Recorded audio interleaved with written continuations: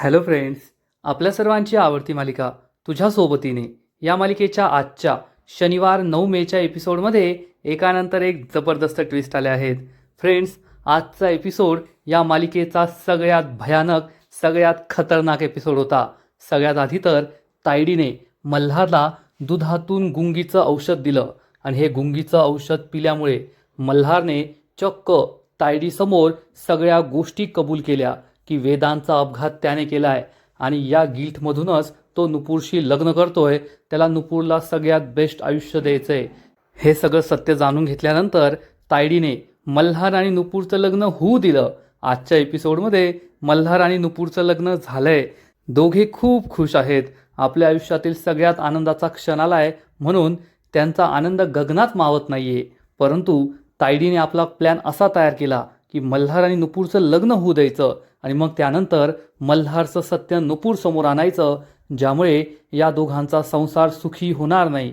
लग्न होऊन सुद्धा नुपूर मल्हारच्या घरी येणार नाही, असा तायडीचा प्लॅन आहे. मग आता या प्लॅननुसार सगळं होईल की नुपूर नेहले पे देहला मारणार आणि काहीतरी वेगळंच करून दाखवणार. हे पाहायला मजा येईल. मग हे सगळं नेमकं घडलं तरी कसं, हे जाणून घेण्यासाठी हा व्हिडिओ शेवटपर्यंत नक्की पहा.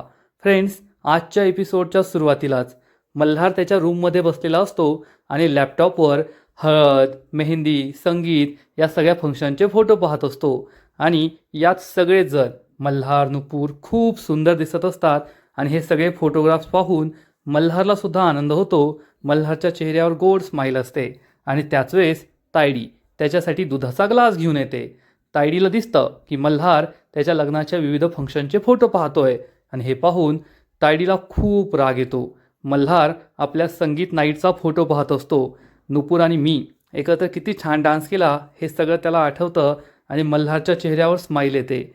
मल्हारला हे सुद्धा आठवतं की हळदीच्या वेळेस तायडीच्या बोलण्यामुळे त्याला किती त्रास झाला होता. तो अस्वस्थ झाला होता, पण नुपूरने त्याला सावरलं आणि त्या परिस्थितीतून बाहेर काढलं. जे आजपर्यंत फक्त तायडीला जमायचं ते नुपूरने सुद्धा करून दाखवलं. हे सगळं आठवून मल्हार खूप खुश होतो आणि नुपूरच्या विचारातच गुंग झालेला असतो.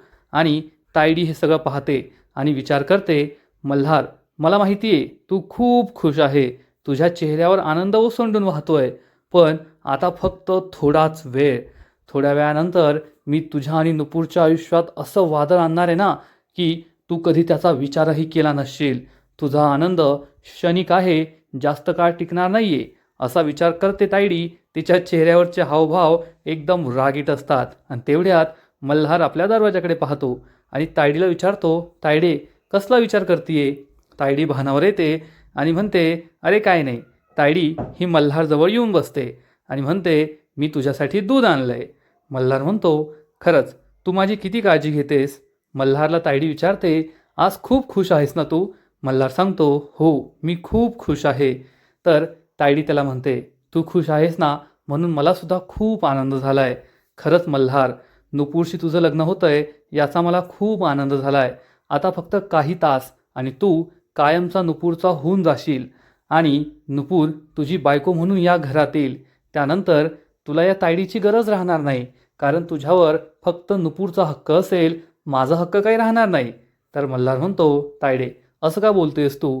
जगात काहीही घडलं, माझं लग्न हो ना हो, माझी बायको जरी अरियात आली तरीसुद्धा तुझा माझ्यावरचा हक्क तसाच राहणार आहे. आपला बॉन्ड असाच राहील. मी तुझ्याकडून किती गोष्टी शिकलो आहे आणि मी त्या कधीच विसरणार नाही. तर तायडी म्हणते, हो हो, या सगळ्या बोलण्याच्या गोष्टी असतात. आता पहा, मी तुझ्यासाठी हे दूध बनवून आणलं आहे. तुला लागतं तसं. गरम नाही आहे, खूप छान बनवलं आहे. पण आजचा शेवटचा दिवस.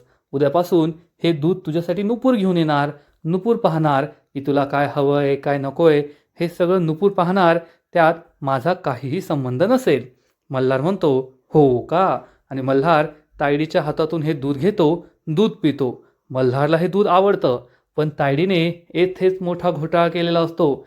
तायडीने चक्क या दुधात काहीतरी मिक्स केलेलं असतं, ज्यामुळे मल्हारला कशाचं भान राहणार नाही आणि तायडी जे काही विचारेल तो ते खरं खरं सांगणार.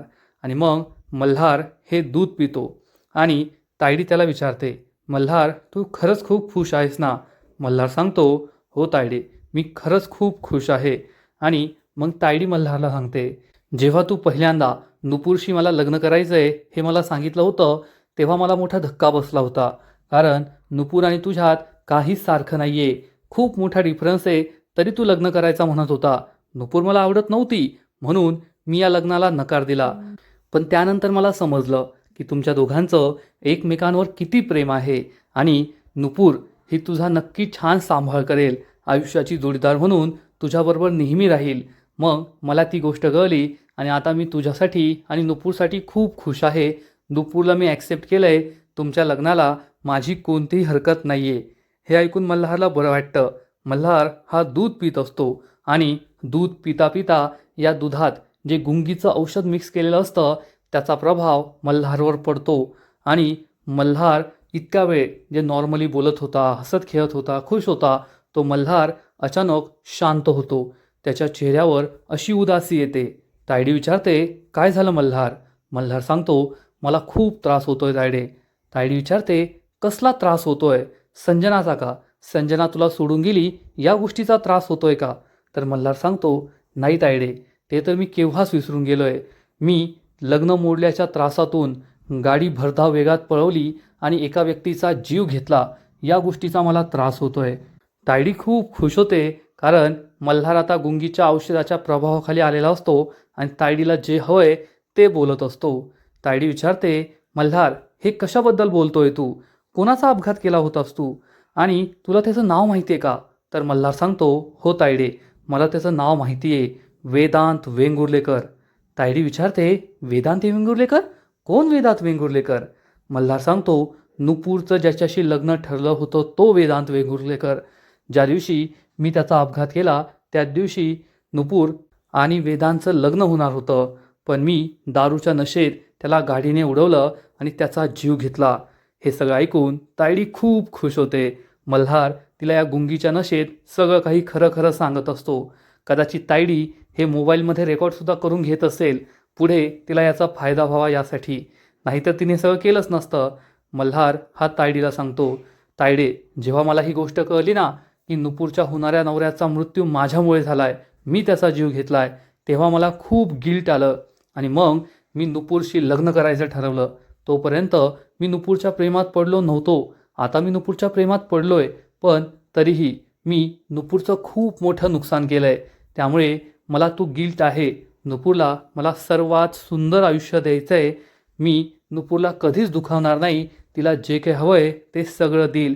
जगातली सगळी सुखं तिला देईल. तायडी विचारते, अरे पण मल्हार, नुपूरला हे तू सांगितलं नाही का? तिला कळलं तर? मल्हार म्हणतो, नाही तायडे, नुपूरला हे कधीच कळायला नको. मी नुपूरला हे कधीच सांगणार नाही. कारण जर तिला हे सत्य कळलं तर ती माझ्यापासून दूर जाईल आणि मी तिला नाही गमावू शकत. त्यामुळे हे सत्य मी तिला कधीच नाही सांगणार. तायडी हे सगळं ऐकून खूप खुश होते. मल्हार तिला विचारतो, तायडे, मी जे काही करतोय ते योग्य करतोय ना? मी नुपूरला हे सत्य नाही सांगणार. मी तिच्याशी लग्न करतोय, तिला सगळी सुख देणार आहे. यात माझं काही चुकत तर नाही आहे ना? मल्हार हा तायडीला प्रश्न विचारत असतो, पण तायडी काहीच बोलत नाही. कारण तायडीला माहीत असतं आता काही क्षणात मल्हार हा पूर्णपणे गुंगीच्या प्रभावाखाली झोपणार आहे. मल्हार विचारतो, बोल ना तायडे, का शांत झालीस? मी काही चुकीचं तर करत नाही आहे ना?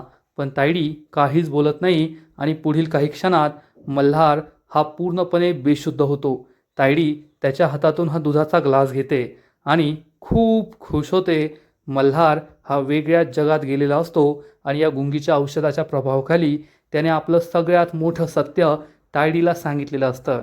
मग तायडीने आता हे मोबाईलमध्ये रेकॉर्ड करून घेतलं आहे, व्हिडिओ काढून घेतला आहे, किंवा मग तायडीला फक्त कन्फर्म करायचं होतं की ती माधव कारेकरची खोटी बायको जे काही बोलत होती ते खरं आहे की खोटं आहे, त्यासाठी तिने हे केलं आहे, हे तर आपला नंतरच कळेल. आणि मग दुसरा दिवस उजाडतो. मल्हार आणि नुपूर या दोघांच्या लग्नाचा दिवस. मल्हार त्याच्या रूममध्ये असतो आणि त्याच्या रूममध्ये नवरदेवाचे सगळे कपडे, दागिने, सगळ्या वस्तू ठेवलेल्या असतात. आणि मग थोड्या क्षणात आपल्या नजरेसमोर येतो अतिशय रुबाबदार, अतिशय देखणा असा नवरा मुलगा मल्हार. मल्हार या नवरदेवाच्या कपड्यात अतिशय देखणा दिसत असतो, खूप छान दिसत असतो. आणि तेवढ्यात जिया आणि दीप तेथे येतात. या मल्हारला या वेशात पाहून जिया आणि दीपला सुद्धा खूप आनंद होतो. जिया म्हणते, अरे वा ब्रो, तू किती छान दिसतोय, रुबाबदार, देखना, हँडसम दिसतोय. खरंच नुपूर लकी आहे. तर मल्हार म्हणतो, जिया झालं का परत तुझं सुरू? दीप म्हणतो, अरे ती खरं खरं बोलतीये. खरंच किती हँडसम दिसतोय तू. एवढा हँडसम नवरदेव मी कधीच पाहिला नाही. उगाचच तुला मोस्ट एलिजिबल बॅचलर नाही म्हणत. तर जिया म्हणते, मग ब्रो कुणाचा आहे? तर दीप म्हणतो, मित्र कुणाचा आहे? जिया म्हणते, ए तू बाहेरचा आहे. तू कसा हक्क दाखवतोस रे? तर दीप म्हणतो, ठीक आहे मी बाहेरचा आहे, पण रक्ताच्या नात्यापेक्षा मैत्रीचं नातं मोठं असतं, त्यामुळे पहिला हक्क माझा आहे. आणि यावरूनच या दोघांमध्ये भांडण सुरू होतं. पण मल्हार हा वेगळ्याच विचारात गुंग झालेला असतो. तेव्हा जिया आणि दीपलाही समजतं. जिया विचारते, ब्रो काय झालं? कसला विचार करतोय?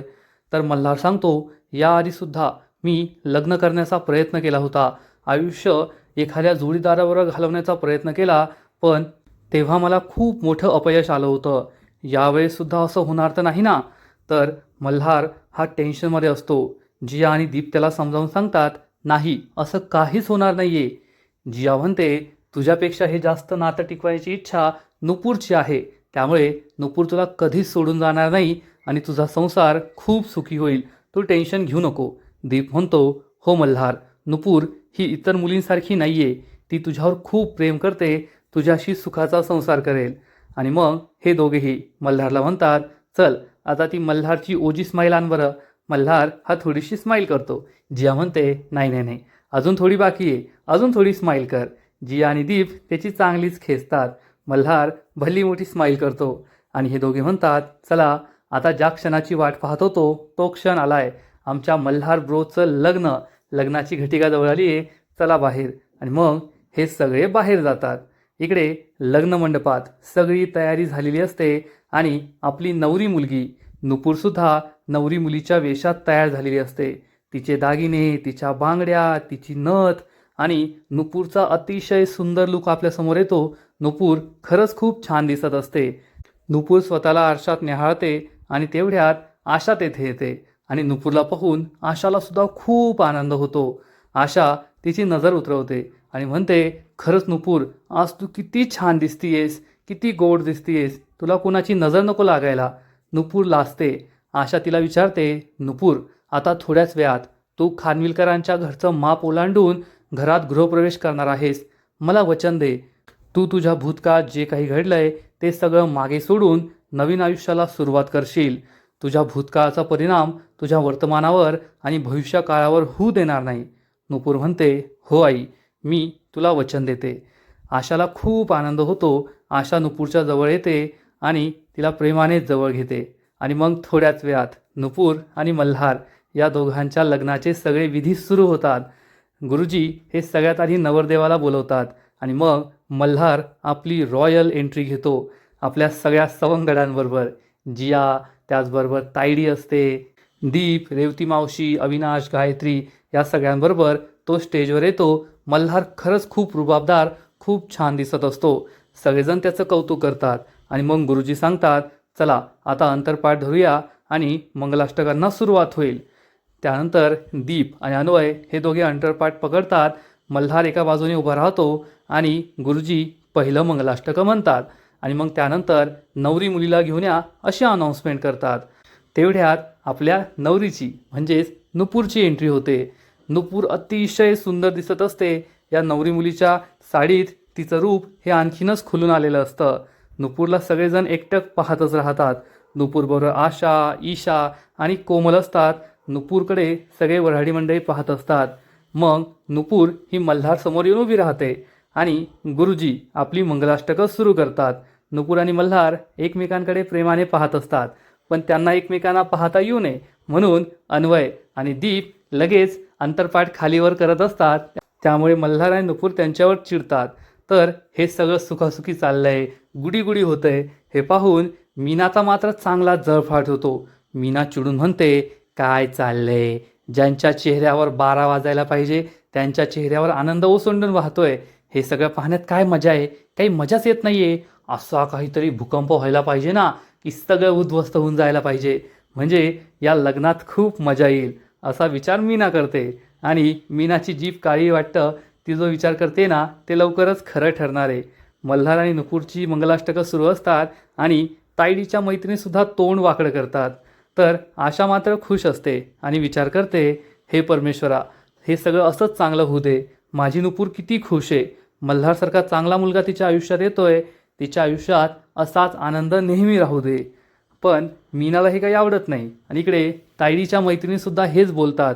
तायडीला म्हणतात, काय सागरिका, आपण एवढे प्रयत्न केले हे लग्न थांबवण्याचे, पण शेवटी हे लग्न होतंय ते सुद्धा सुखासुखी. दिस इज सो फ्रस्ट्रेटिंग. किती त्रास होतोय. एवढे प्रयत्न करून सुद्धा आपल्या हाताला यश आलंच नाही. हे लग्न थांबलंच नाही आणि आपल्या हातात शेवटी काय आलं तर या दोघांच्या लग्नाच्या अक्षता. आता टाकत बसा आणि शुभमंगल सावधान म्हणत बसा. तायडी म्हणते, अजूनही माझा शेवटचा वार बाकी आहे. माझ्या हाती हुकमी एक्का लागलाय. तायडीची दुसरी मैत्रीण म्हणते, कसला हुकमी एक्का, आपण हरलोय हे मान्य कर आणि आता हे लग्न होऊन जाऊ दे.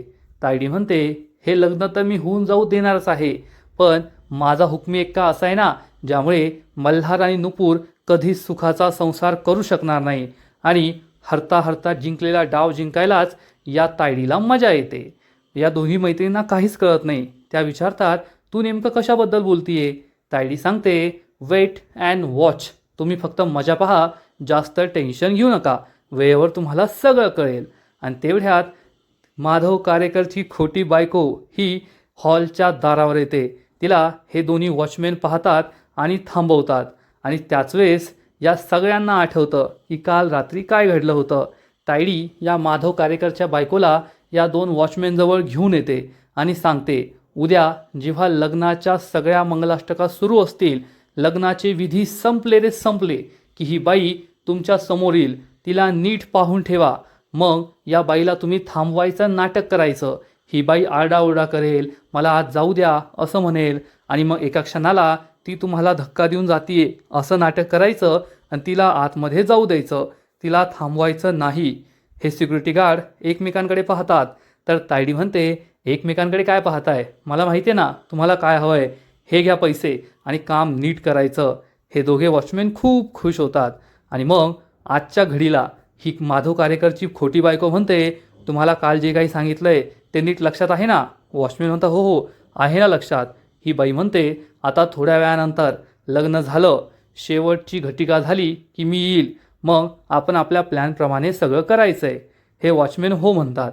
आणि इकडे नुपूर आणि मल्हार या दोघांच्या मंगलाष्टकाचे शेवटचं शुभमंगल सावधान आणि सगळेजण त्यांच्यावर अक्षता टाकतात आणि लग्नाचे जवळपास सगळे विधी झालेले असतात. आजचा एपिसोड येथेच संपतो. फ्रेंड्स, तुझ्या सोबतीने या मालिकेचा आजचा एपिसोड खरंच खूप भारी होता. खूप इंटरेस्टिंग होता. शेवटी मल्हार आणि नुपूरचं लग्न झालंय, पण तायडीच्या मनासारखं सुद्धा झालंय. कारण तायडीला या दोघांचं लग्न होऊ द्यायचं नव्हतं. तायडीचा हाच प्लॅन होता आणि तायडीच्या हाती मोठं ब्रह्मास्त्र लागलंय. तायडी फक्त या माधव कारेकरच्या बायकोवर अवलंबून नाही राहिली, तर तिने मल्हारला गुंगीचं औषध देऊन मल्हारकडून सुद्धा सगळं जाणून घेतलंय. आता ती याचा काय फायदा करते हे तर आपला पुढील एपिसोडमध्ये कळणार आहे. या मालिकेचा आजचा एपिसोड तर भारी होता, पण पुढील एपिसोड आणखीन भारी असणारे, आणखीन मोठा ट्विस्ट या मालिकेत येणार आहे. मग नेमकं घडणार तरी काय? तर फ्रेंड्स, तुझ्या सोबतीने या मालिकेच्या पुढील एपिसोडमध्ये आपण पाहू, मल्हार आणि नुपूरचं लग्न संपन्न झालं अशी घोषणा गुरुजी करतील आणि त्याच वेळेस माधव कारेकरची खोटी बायको लग्नाच्या ठिकाणी धावत पळतील. तिला पाहून मल्हार आणि आशाच्या पायाखालची जमीनच सरकणार.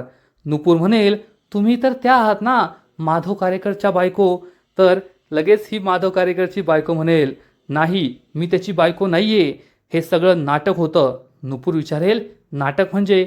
तर ही बाई सांगणार, हो नुपूर, तू फसवली गेलीये. या मल्हारने तुला फसवलंय. नुपूरला जबर धक्का बसेल. नुपूर विचारेल, मल्हार सरांनी मला फसवलंय? तर ही बाई सांगणार, हो, त्याने स्वतःचा गुन्हा लपवण्यासाठी तुला फसवलंय. वेदांचा मृत्यू या मल्हारमुळे झाला होता. वेदांचा अपघात त्या माधव कारेकरने नाही, तर या मल्हार खानविलकरने घडून आणला होता. त्याने तुझ्या वेदांचा खून केलाय, त्याला गाडीखाली चिरडलंय. हे ऐकून नुपूरच्या पायाखालची जमीनच सरकणार. तेथे उपस्थित असलेल्या सगळ्यांना जबर धक्का बसेल आणि आशा तर खूप घाबरणार, कारण नुपूरचं लग्न व्हावं ही तिची इच्छा होती आणि आता नुपूरबरोबर असं घडतंय, लग्न झाल्यानंतर हे सगळं नुपूरला समजलंय. नुपूर ही मल्हारला विचारणार, मल्हार सर, ही बाई जे काही बोलतेय ते खरं आहे का? आणि मल्हारकडे या प्रश्नाचं कोणतंच उत्तर नसेल, कारण नुपूरला हे कधीच समजू नये अशी त्याची इच्छा होती. पण नुपूरला हे सत्य कळलंय. आता नुपूर काय करणार अशी भीती त्याला वाटत असेल. आशासुद्धा खूप घाबरलेली असणार. तायडी मात्र भलतीच खुश असेल. मग आता पुढे काय होणार? फ्रेंड्स, तायडीला असं वाटतंय की मल्हार आणि नुपूरचं लग्न तर झालंय, तिने हे लग्न सुखासुखी होऊ दिलं. पण लग्न झाल्यावर जर नुपूरला हे कळलं तर नुपूर ही मल्हारशी सगळे संबंध तोडणार, मल्हारशी लग्न टिकवणार नाही, संसार करणार नाही, निघून जाईल. त्यामुळे मल्हार हा दारूच्या आहारी जाईल आणि त्याचं बिझनेसकडे लक्ष राहणार नाही. म्हणजे नुपूर पण घरात आली नाही आणि मल्हारसुद्धा दारूच्या आहारी गेला, म्हणजे त्याचंही वाटो झालं. सगळा बिझनेस तायडीच्या हातात आला, असा तायडीचा प्लॅन आहे. पण कदाचित नुपूर असं करणार नाही. नुपूर ही मल्हारला म्हणेल, सर तुम्ही मला फसवलंय, पण मी तुमच्याच घरात राहणार आणि पदोपदी तुम्ही जे काही चुकीचं केलंय ना त्याची शिक्षा तुम्हाला देणार. म्हणजे तायडीचा हा प्लॅन फ्लॉप होऊ शकतो. मग आता नुपूर काय करते हे पाहायला मजा येणार आहे. तर फ्रेंड्स, तुम्हाला सुद्धा तुझ्या सोबतीने ही मालिका आवडते का? नक्कीच कमेंट करून सांगा. आणि या मालिकेचे असेच नवीन नवीन एपिसोड, नवीन नवीन अपडेट सर्वात आधी पाहण्यासाठी व्हिडिओला लाईक करा, शेअर करा, चॅनलला सबस्क्राईब करून बेल आयकॉनवर क्लिक करा. म्हणजे या मालिकेचे नवीन नवीन एपिसोड तुम्हाला सर्वात आधी पाहायला मिळतील. खूप खूप खूप धन्यवाद.